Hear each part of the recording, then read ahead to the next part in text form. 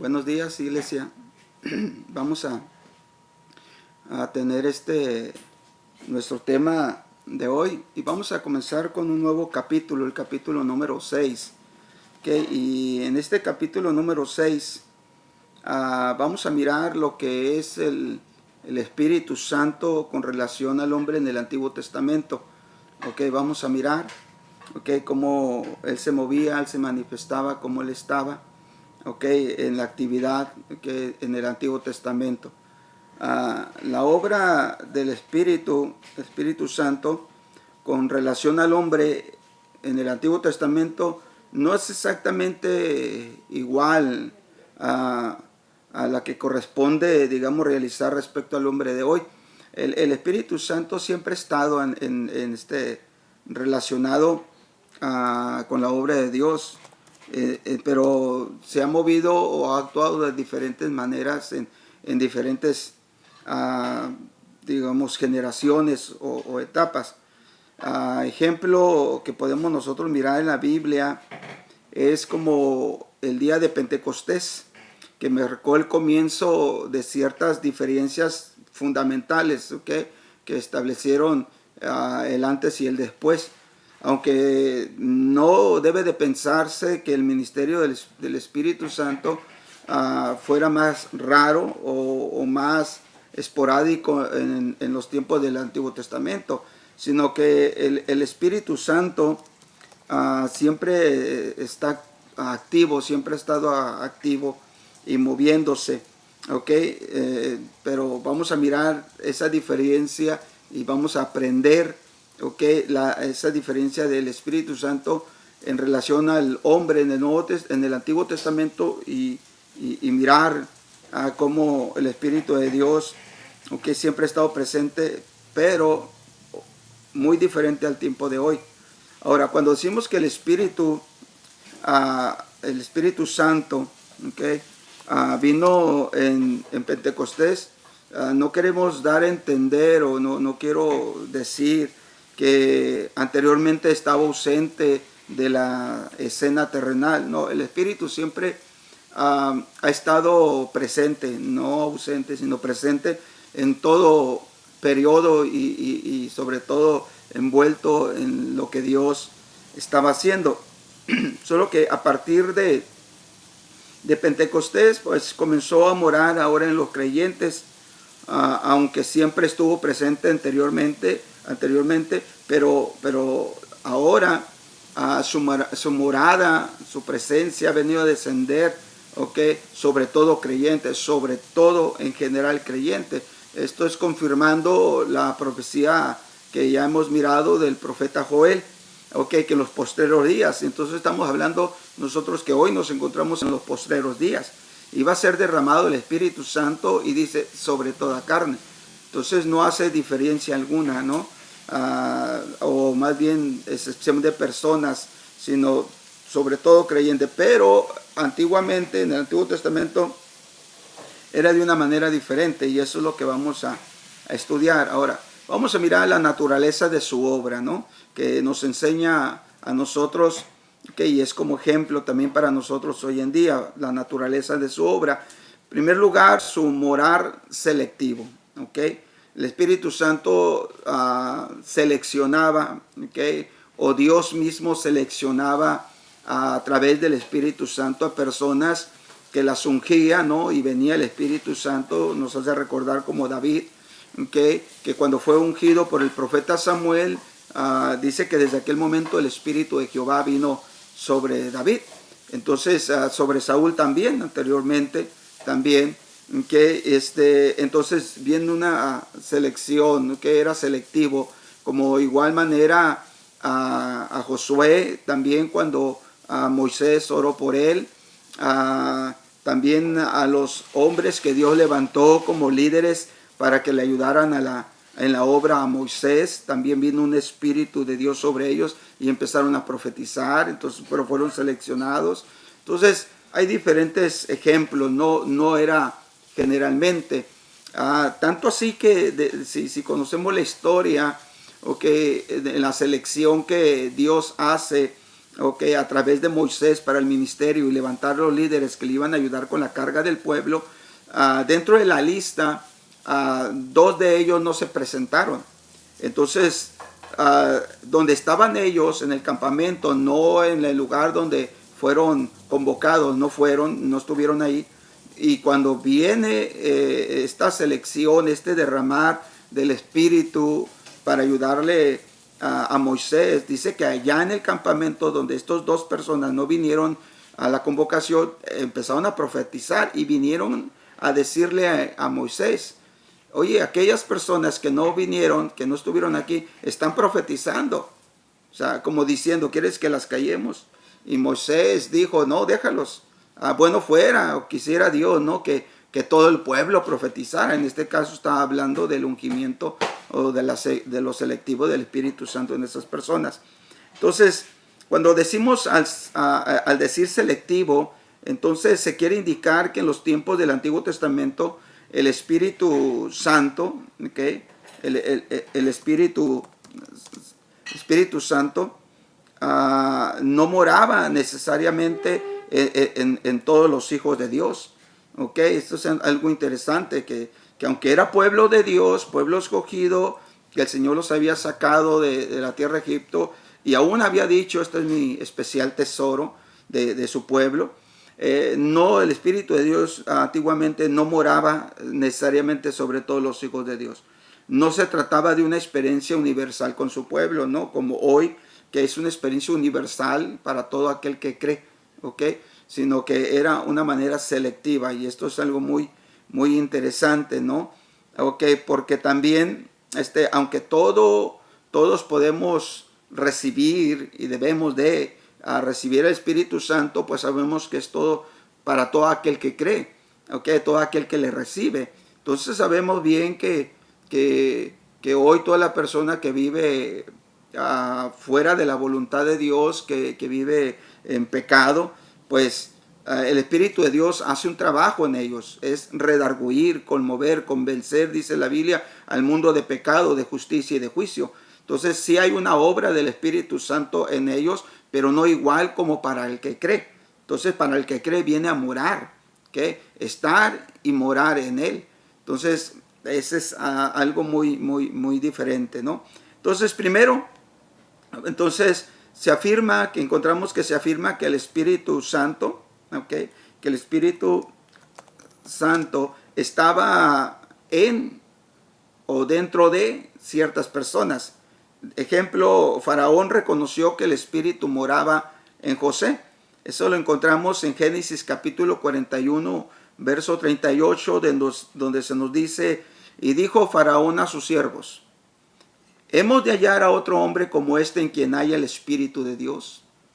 Entonces, porque José había interpretado el sueño de Faraón, y no solamente el sueño de Faraón, sino que le había dado Dios a él, a José, la sabiduría para indicarle a Faraón las cosas que tenía que hacer en el periodo de los 7 años de abundancia y 7 años de escasez. Entonces Faraón ahí reconoce, ¿okay?, que el Espíritu de Dios estaba, ¿okay?, o moraba dentro de José. Entonces no era de todos, sino de José. Entonces podemos cuestionar que Faraón entendiese esto como una referencia al Espíritu Santo, ¿sí? Pero que se trataba del ministerio del Espíritu obrando en José resulta claro, ¿okay?, por revelaciones posteriores que se dieron en él. Entonces nos damos cuenta pues cómo fue en José, ¿no? No en todos sus hermanos, ¿no? Y eso es una de las cosas que tenemos que aprender nosotros, y es un privilegio, y ese es el privilegio que muchas veces nosotros no valoramos, ¿okay? No valoramos que Dios nos dio el privilegio, el Espíritu Santo nos conmovió, nos redarguyó, respondimos, salimos del pecado cuando nos arrepentimos, y empezó el caminar con el Señor. Entonces el Espíritu Santo viene y es como una selección, ¿no?, de que viene, y por cuanto hemos creído y le recibimos, viene a morar en nosotros. Entonces nosotros debemos de sentirnos privilegiados, pero es un privilegio que tenemos nosotros que que aprovechar, ¿ok? Porque muchas veces no aprovechamos ese privilegio. Y es algo muy importante esto. ¿Por qué? Porque como a veces desconocemos la manera de moverse del Espíritu Santo, muchas veces caemos en amarguras, en resentimientos, caemos muchas veces en confusión, a veces nos deprimimos, a veces somos muy fáciles para que el enemigo venga y bombardee nuestra mente y confunda nuestro espíritu, ¿ok? Nuestra búsqueda de Dios, nuestra relación con Él, nuestra oración, nuestro ayuno, nuestra lectura bíblica. Y también viene y confunde nuestra alma, nuestra emoción, nuestros sentimientos, nuestros deseos, viene y los confunde, ¿ok? ¿Y por qué? Porque no entendemos la obra del Espíritu Santo y no estamos aprovechando ese privilegio de la morada del Espíritu Santo en nuestras vidas. Por eso es tan importante conocerlo. Ejemplo, les doy un ejemplo, yo creo que usted sí recuerda y yo creo que usted sí lee la Biblia, pero del hijo pródigo. O sea, y no quiero referirme a él en sí, sino a su hermano. Porque cuando llega el hijo, que el que vivió perdidamente, pues viene su padre, lo recibe, no lo dejó ni siquiera concluir toda la disculpa, el arrepentimiento, okay, que él quería demostrarle a su padre, sino que su padre le dijo, póngale vestido, póngale un anillo, póngale un calzado y hagamos fiesta, matemos el animalito más gordo, el becerro más gordo y hagamos fiesta porque mi hijo estaba perdido, es encontrado, estaba muerto, más ha resucitado. Y bueno, hace una gran celebración, pero el asunto está de su hermano. Dice que su hermano iba llegando y que preguntó acerca del escándalo de lo que estaba sucediendo y le dijeron, quizás sus sirvientes, le dijeron, no, es que tu hermano ha regresado y tu papá ha hecho una gran celebración y su hermano se molesta, o sea, se amarga, se resiente, o sea, y viene su papá y le dice, entra para invitarlo a la celebración y él no quiere y le reclama a su papá. Le dice, yo te he sido fiel, he estado aquí trabajando, he estado metido aquí, comprometido en la hacienda, en los negocios, y nunca me has hecho una celebración, nunca has hecho. Y su padre le contesta a él, le dice, pero si tú tienes todo aquí a la mano, si tú tienes todo para ti, o sea, no lo has hecho porque no has querido. Entonces, miramos eso, esa parte es la que a muchos cristianos le pasa. Donde no aprovechan lo que tienen, no aprovechan el privilegio que tienen. Lo tienes a tu mano, está en ti. Puedes tomar de él, puedes buscar de él, puedes empaparte de él. Entonces la obra del Espíritu Santo, okay, es poderosa en cada uno de nosotros, pero no le sacamos provecho. Okay, no celebramos con él. O sea, trabajamos en la obra, nos comprometemos en la obra, nos desgastamos en la obra, nos presionamos en la obra, todo, pero nos olvidamos del Espíritu Santo, quien es el Señor de la obra, porque Él es el Señor, o sea, Él está señoreando sobre toda la obra de Dios, porque Él dice, que Cristo dijo, Él me glorificará. Entonces, Él es el que toma las riendas. Por eso, en el libro de los Hechos, miramos que el Espíritu Santo, ahí era que el que a través de los apóstoles, discípulos, hacía milagros, hacía grandes señales, de una manera sorprendente, guiaba, decía, revelaba, todo eso. Entonces, él es el personaje número 1 en el libro de los Hechos.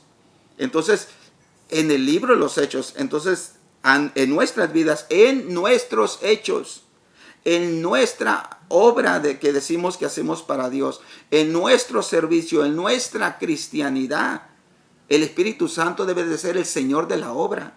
No tú, no yo, sino el Señor de la obra debe de ser el Espíritu Santo, el que dice, el que obra, el que se manifiesta, el que indica. Entonces, eso es lo que a veces perdemos, ¿no? Y nos frustramos, nos decimos, ¿por qué? Si estoy metido en la obra de Dios, si hago esto. Pero sabes una cosa, se te olvida del privilegio que tienes en ti, llamado Espíritu Santo, ¿ok? Entonces es un privilegio hoy en nuestros días, no como en el Antiguo Testamento, que era un privilegio solamente para unos elegidos, escogidos, señalados, ¿ok? Seleccionados por Dios. Bueno, sigamos entonces. Se afirma entonces claramente que el Espíritu Santo, ¿ok?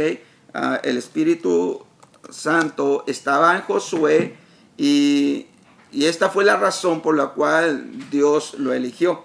Vamos a mirar en Números capítulo 27, verso 18. Y Jehová dijo a Moisés: toma a Josué, hijo de Nun, varón en el cual hay espíritu, y pondrás tu mano sobre él. Entonces ahora miramos a la elección, ¿no?, de Josué. Cuando Dios le dice a Moisés acerca de Josué, dice: en el cual hay espíritu.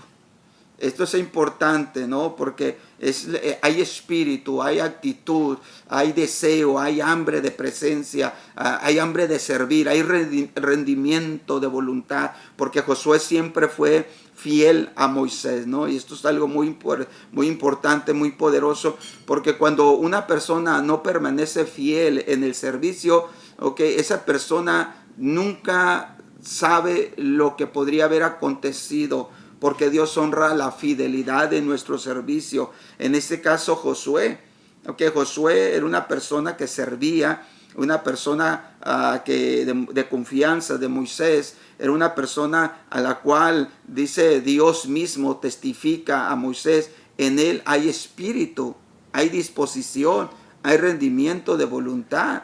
Dice: y pondrás tu mano sobre él. Entonces, además se afirma que el espíritu también, de Dios vino y esto representaba que iba a ser una manera de reconocimiento delante del pueblo de que Dios estaba con Josué. Entonces es algo importante, pues cuando Dios te selecciona, cuando el Espíritu de Dios viene sobre ti. ¿Por qué? Porque en ti hay espíritu, hay disposición, hay rendimiento. Entonces te selecciona para un propósito. Josué iba a ser el siguiente líder de toda una nación para concluir el plan de Dios para meter al pueblo de Israel a la tierra prometida, porque sabemos que Moisés no lo hizo, aunque Dios le había dicho a él, pero sabemos algunas razones por qué no sucedió. Pero ahora viene Josué, y los fue seleccionado, y por su trayectoria, y ahora él es el que concluye, el entrar a la tierra prometida. Podemos hablar de otro personaje, ¿no? Entonces hablamos de José, que podemos aprender de por qué fue seleccionado, que nunca guardó resentimiento, rencor contra sus hermanos, que lo querían matar, que lo vendieron como esclavo, que fue metido en la cárcel injustamente, que fue olvidado ahí por un tiempo. Él nunca perdió el espíritu, que nunca perdió su relación con Dios. Entonces el Señor lo selecciona, y pone su espíritu para traer revelación en sueños, y para traer sabiduría, el saber cómo son las cosas. Josué, ahora estamos hablando lo mismo, había un espíritu diferente en él, y lo mismo podemos aprender de Daniel, porque además de esto se afirma del Espíritu Santo, del Espíritu Santo que estaba en Daniel. Daniel capítulo 4, verso 8, vamos a leer unas tres versos, tres escrituras aquí de Daniel para confirmar. Dice: hasta tanto que entró delante de mí Daniel, cuyo nombre es Belsasar, como el nombre de mi Dios, en el cual hay espíritu, fíjese que bien dice, y en el cual hay espíritu de dioses santos.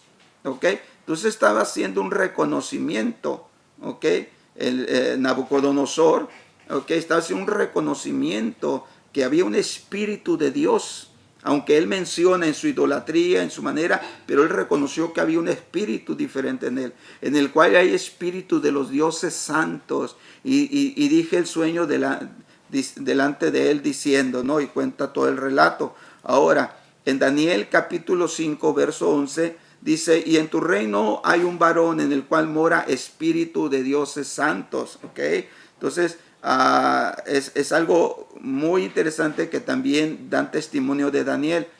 dice, y en los días de tu padre, que se halló en él luz e inteligencia y sabiduría. Miren bien lo que el Espíritu de Dios le daba a Daniel.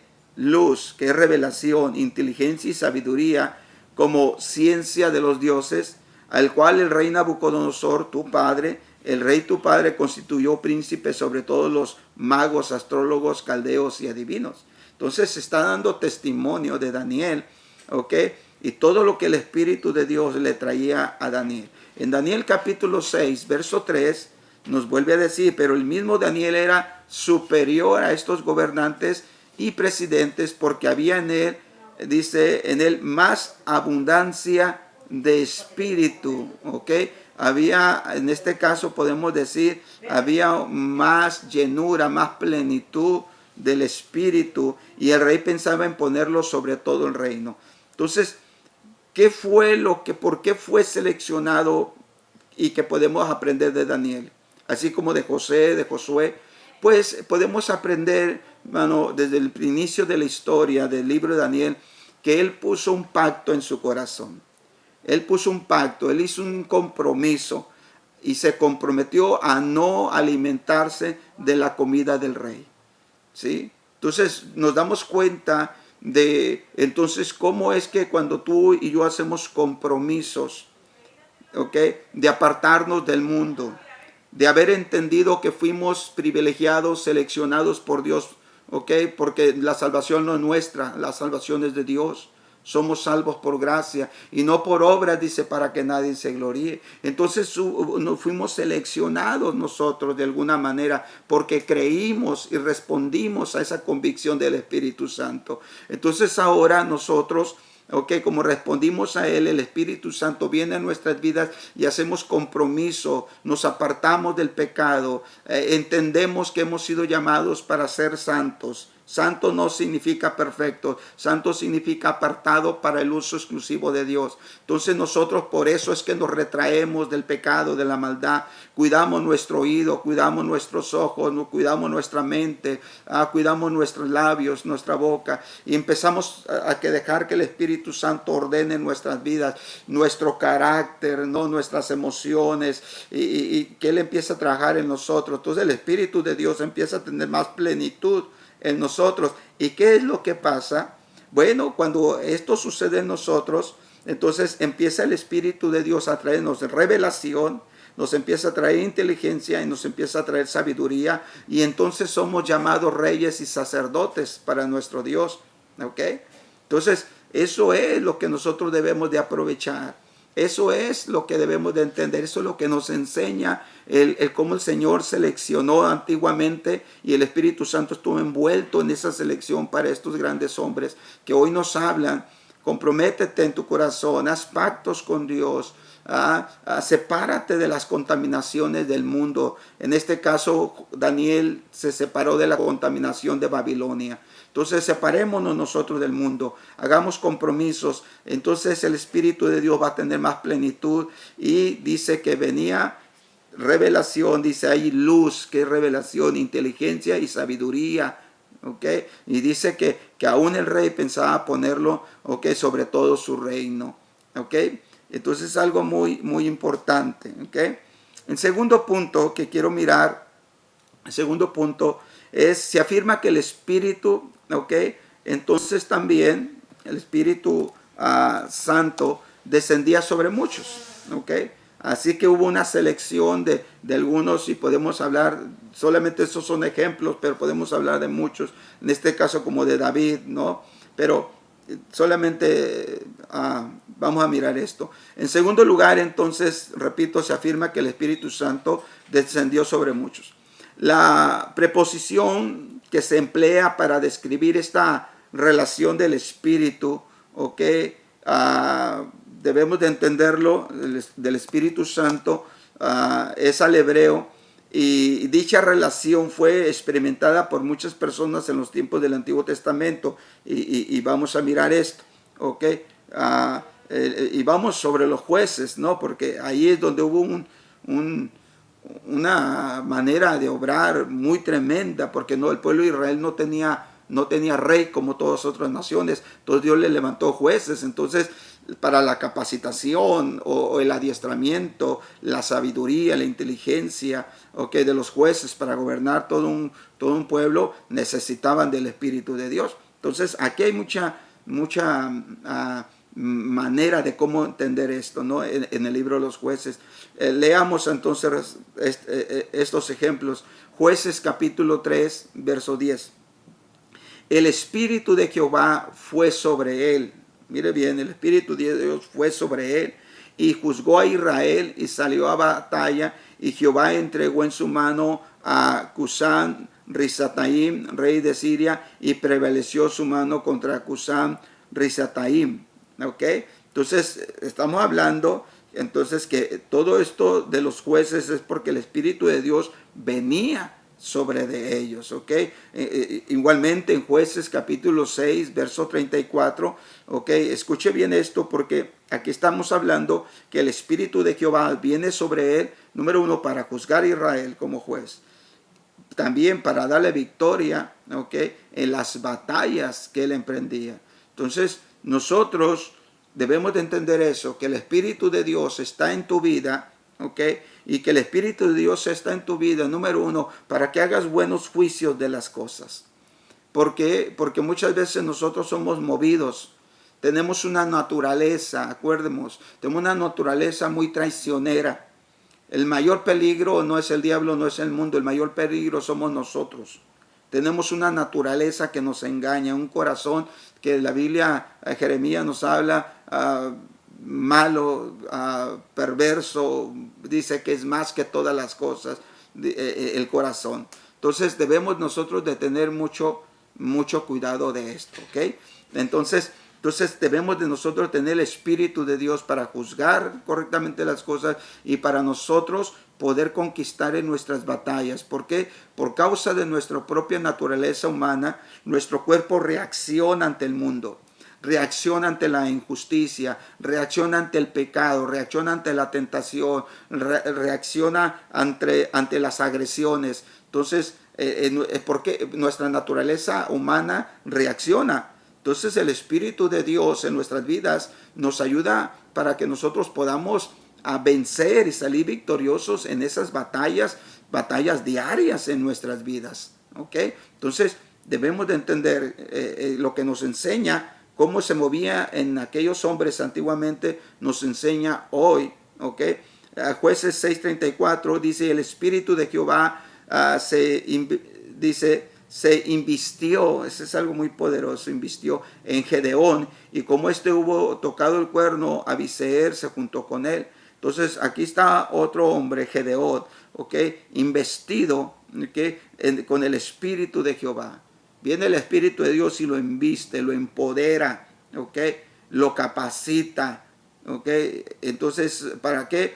Para poder venir y sacar al pueblo de Israel, para poderlo sacarlo de la esclavitud que lo habían metido los amalecitas, y también para romper la idolatría que se había mezclado en el pueblo de Israel. Entonces viene esa investidura. Jueces capítulo 11, verso 29. Y el Espíritu de Jehová fue sobre Jefté, y pasó por Galá y Manases, y allí pasó a Mizpa de Galá, y en Mizpa de Galá pasó a los hijos de Amón.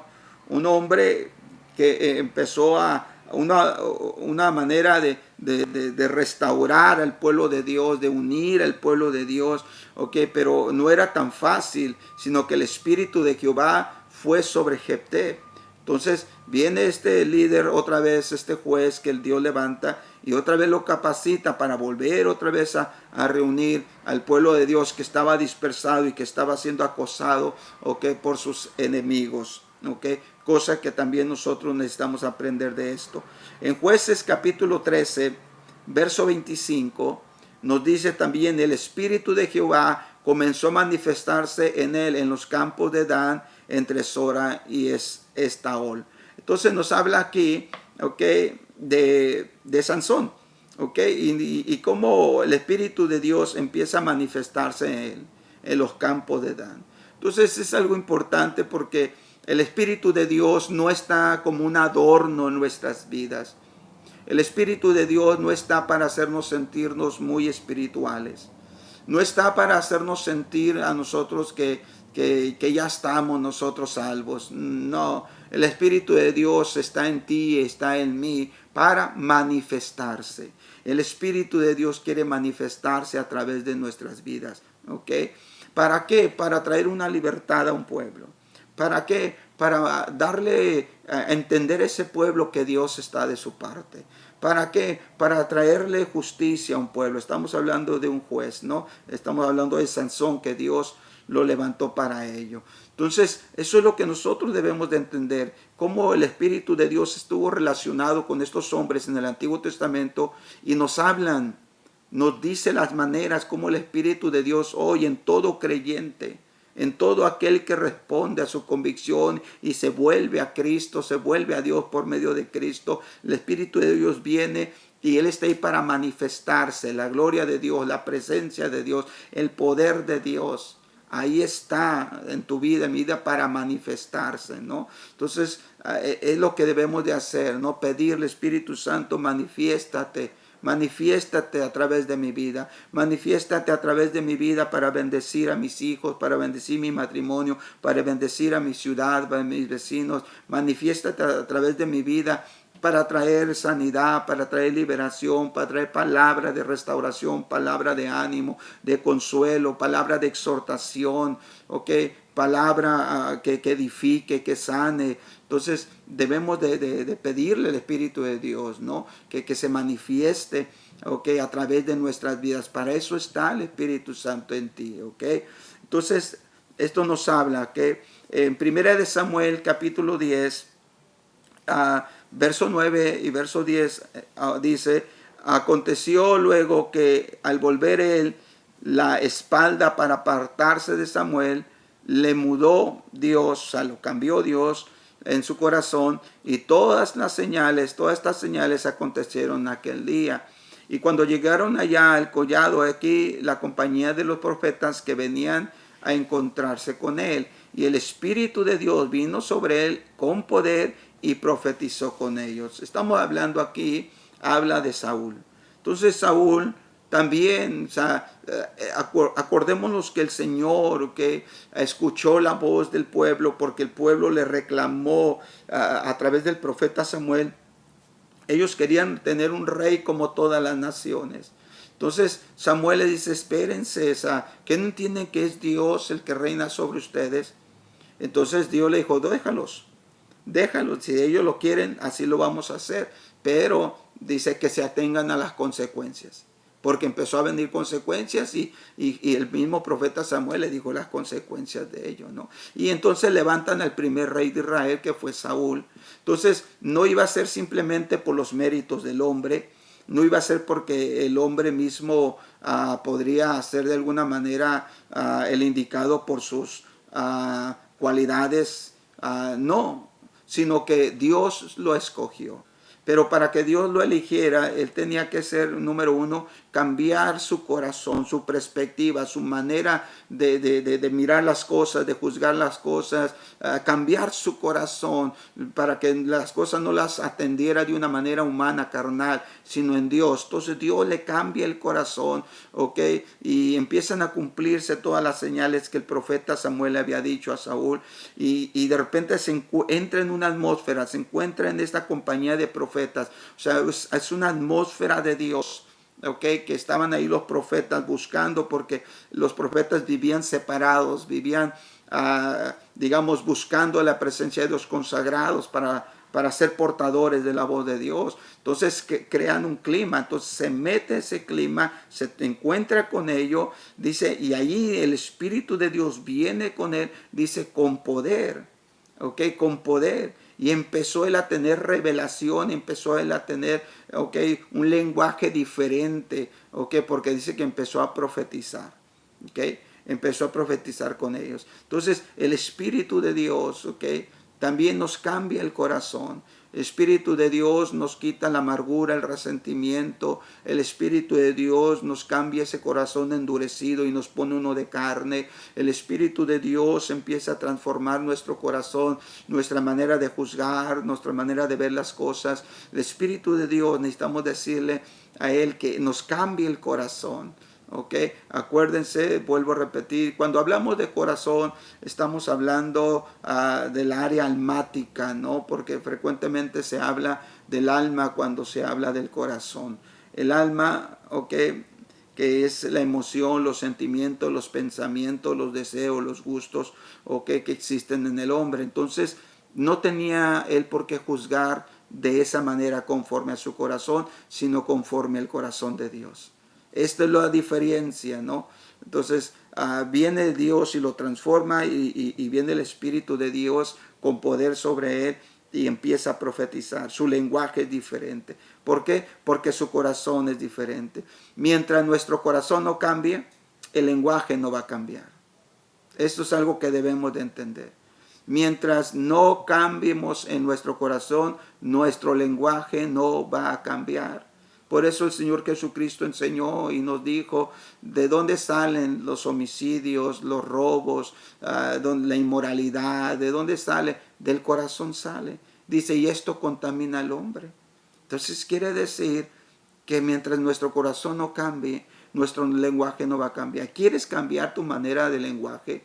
Quizás un lenguaje duro, ofensivo, quizás un lenguaje a veces mal hablado, ¿no? Por no decir a veces que hasta personas dicen groserías y aún a veces cristianos, ¿no? Que es una vergüenza, pero de repente dicen, no, es que se me salió reproches, resentimientos, todo lo que nosotros hablamos. ¿Saben por qué? Porque el corazón todavía no ha sido cambiado. Entonces el Espíritu de Dios empieza a venir a nuestras vidas y cambia el corazón, nos llena con su poder y empieza nuestro lenguaje a cambiar como le pasó a Saúl. ¿Ok? Entonces podemos aprender y cómo estuvo el Espíritu de Dios envuelto en ello y podemos aprender de cómo puede estar envuelto en nosotros. En 1 Samuel capítulo 16, verso 13, dice, y tomó el cuerno de aceite, dice, y lo ungió en medio de sus hermanos, y desde aquel día en adelante el Espíritu de Jehová vino sobre David. Se levantó luego Samuel y se volvió a Ramá. Entonces, David era un personaje que desde sus inicios se marca un personaje que estuvo alejado o menospreciado de una manera muy mal con su familia, pero él dentro de todo eso, él buscaba a Dios, ¿no? Él en la soledad, él peleaba, se esforzaba allá por cuidar las ovejas de su padre, ¿no? Porque después él cuenta que peleaba con el león, con el oso, entonces ahí en el campo, entonces era una persona que guardaba su corazón a pesar de todo esto, guardaba su corazón, entonces Dios lo elige a él. Dios lo elige a él. Cuando había dentro de sus hermanos personas que llenarían las características del ojo humano. Porque dice la escritura que cuando Samuel llega a la casa de Elí, entonces al primer hermano que mira, o sea, al primer hijo de Elí que ve, dice, ciertamente delante de mí está el ungido de Jehová. ¿Por qué? Porque él mira todo su aspecto, mira toda su quizás su preparación o quizás sus habilidades, su carisma, lo mira todo y ya lo iba a ungir y el Señor le dijo, no, dice, no lo hagas, dice, porque este no es, porque Dios no mira como miran los hombres, porque el hombre mira lo que está delante de él, pero yo miro el corazón. Entonces muchas veces nosotros debemos de aprender eso, de que nosotros debemos mirar como mira Dios. Por eso Dios nos tiene que cambiar el corazón. A veces menospreciamos a la persona. No nos cae bien, no es simpática, no tiene gracia, no tiene las habilidades que nosotros queremos, como que no tiene simpatía, no lo miro de cierto nivel social, aún todavía podemos decir, y lo menospreciamos, ¿no? Porque así es como mira el hombre. Pero Dios dijo, no, yo no miro como mira el hombre, porque el hombre mira lo que está delante de él, pero yo miro el corazón. Entonces es lo que Dios miró en David. Entonces cuando Dios mira el corazón de David, y es algo que hay que entender nosotros, de nosotros tener un corazón para Dios, porque eso es lo que Dios ve. Quizás para otras personas no calificamos. Quizás para otras personas no tenemos nosotros ni la preparación, quizás para otras personas no tenemos ni siquiera nosotros el carisma, la simpatía que ellos quisieran ver, ¿no? En nosotros mismos. Pero que eso sea lo menos importante para nosotros. Lo más importante es que tengamos corazón para Dios. Y cuando Dios ve el corazón, entonces Dios dice este.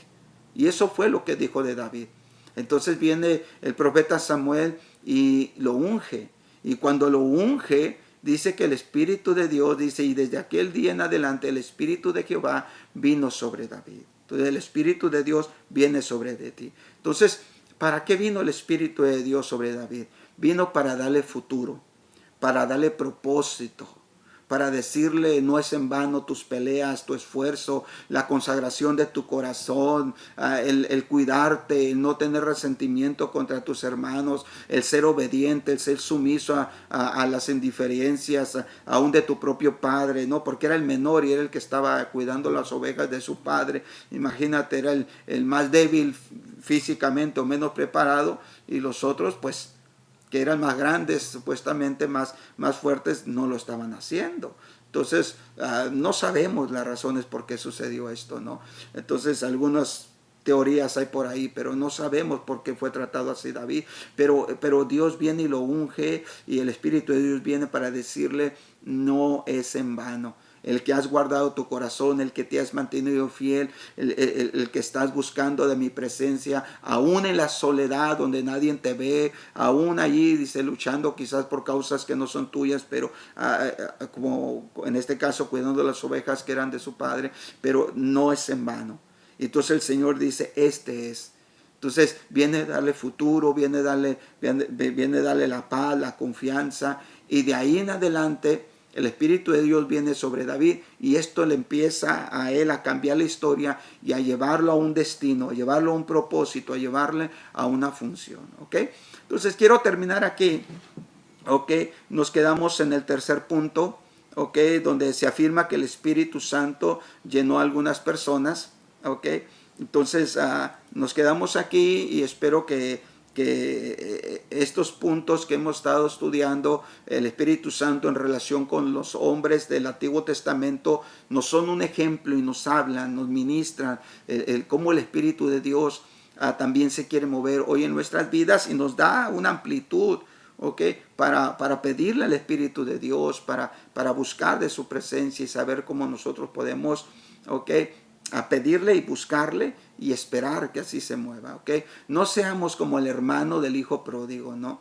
No nos amarguemos y digamos, no, es que estoy trabajando, estoy en la obra de Dios y nada pasa, y empezamos a frustrarnos. No, tienes un privilegio, el privilegio que el Espíritu Santo está en ti. Aprovéchalo, depende de Él, búscalo, conócelo. Es tu amigo, es tu consolador, es tu consejero, es el que está a tu lado. Depende de Él, y vas a ver que entonces te vas a gozar, te vas a disfrutar, ¿no? De lo que Dios ha puesto dentro de ti. Amén. Dios te bendiga, espero que haya sido de bendición.